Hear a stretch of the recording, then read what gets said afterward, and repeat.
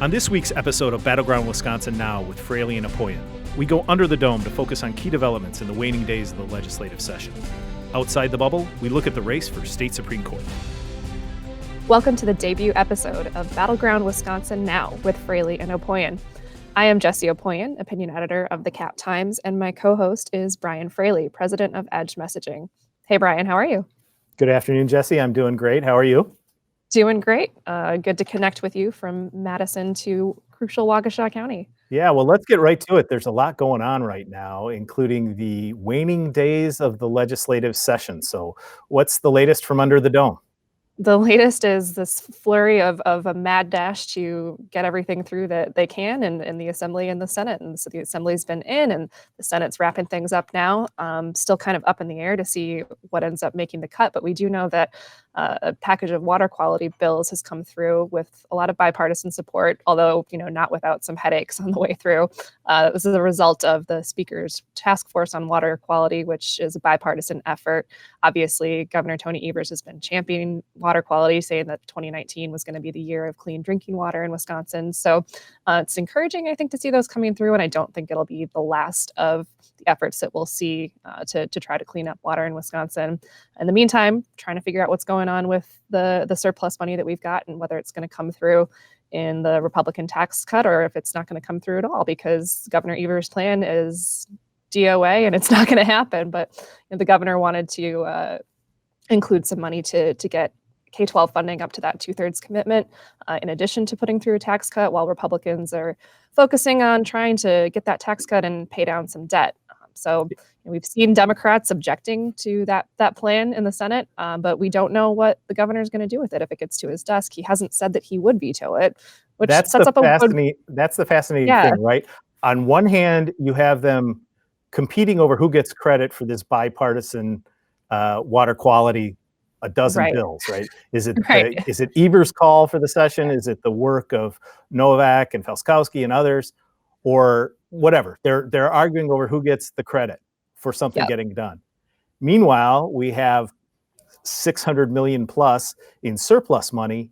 The governor says throw more money in education. The Republicans like, we've thrown enough in education. Let's give it back to the taxpayers. The Democrats tried to amend the bill into the governor's plan. That got shut down. Then they voted against it. And the Assembly is gone. The Assembly's not going to come back after this week. I don't know. That's a pretty hardy gamble that the governor's going to veto a tax cut that gets sent to his desk. Pretty dicey move to watch out for how that falls out, I think. Yeah, I agree. I mean, you don't really want to be the subject of ads that say that you refused a chance to give money back to the taxpayers. But I guess, if you're saying that education is priority, your priority, you could say, we refuse to take anything less than what we, asked for. And we held to our principles on that. But like you said, it puts Democrats, I think, in a pretty interesting position. We also had this week the spring primary elections, which had relatively predictable results at the end of the day, but some interesting things going on in the dynamics of those elections. So what are the takeaways outside the bubble? Well, fascinating advancements by African-American candidates here in southeast Wisconsin, in Milwaukee County, in the city of Milwaukee. For the first time in my memory, there's an African-American finalist in all the city and the county executive race.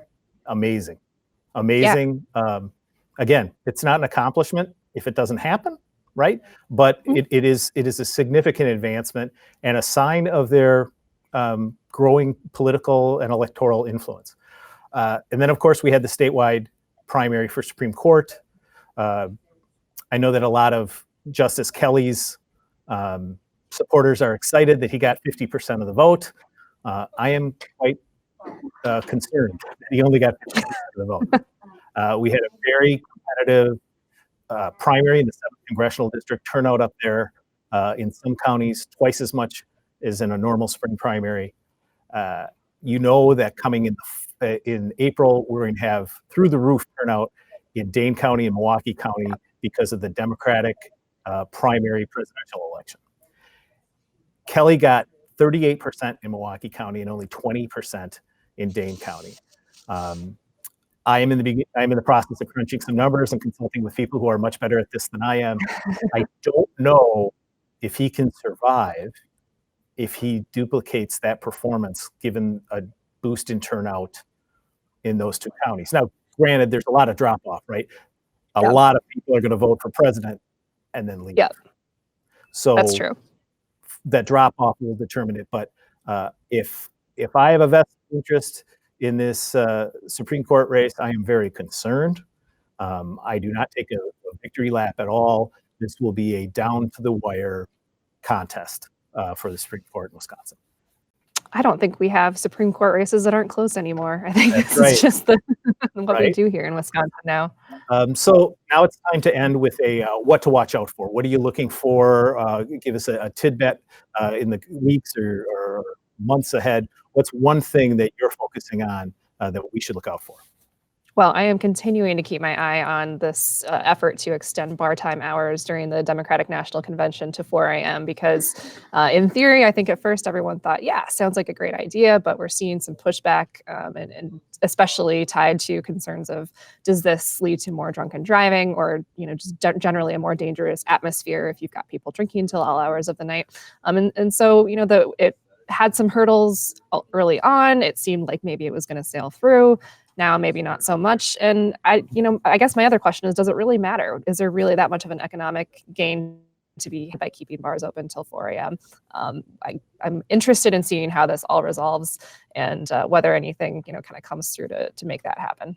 It is fascinating to see how that plays out. And whether it's a good idea in the first place.